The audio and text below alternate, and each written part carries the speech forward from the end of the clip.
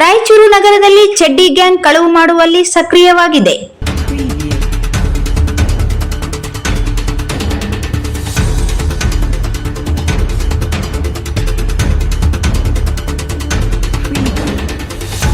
ರಾಯಚೂರು ನಗರದಲ್ಲಿ ಚಡ್ಡಿ ಗ್ಯಾಂಗ್ ಕಳವು ಮಾಡುವಲ್ಲಿ ಸಕ್ರಿಯವಾಗಿದೆ. ಮೊನ್ನೆ ನಿಜಲಿಂಗಪ್ಪ ಬಡಾವಣೆಯ ಉಪ ಬಡಾವಣೆಯಾದ ವೆಂಕಟೇಶ್ವರ ಕಾಲೋನಿಯಲ್ಲಿ ಊರಿಗೆ ತೆರಳಿದ್ದ ಮನೆಯಿಂದ ಮ್ಯಾಳಿಗೆ ಮೇಲೆ ಹತ್ತಿ ಕಿಟಕಿ ಮೂಲಕ ಕಳವು ಯೋಜನೆ ರೂಪಿಸುವ 5 ಕಳ್ಳರ ಓಡಾಟ ಸಿಸಿಟಿವಿಯಲ್ಲಿ ದಾಖಲಾಗಿದೆ. ಇದು ದಿನಾಂಕ 2ರಂದು ನಡೆದ ಘಟನೆ ಎಂದು ಸಿಸಿ ಕ್ಯಾಮೆರಾ ತೋರಿಸುತ್ತಿದೆ. ನಗರದ ಔನ್ನತೆ ರಾತ್ರಿ ಹೊತ್ತಲ್ಲಿ ಅಪರಿಚಿತರು ಬಾಗಿಲು ಬಡಿದರೆ ಬಾಗಿಲು ತೆಗೆಯುವಾಗ ಎಚ್ಚರಿಕೆ ವಹಿಸಿ.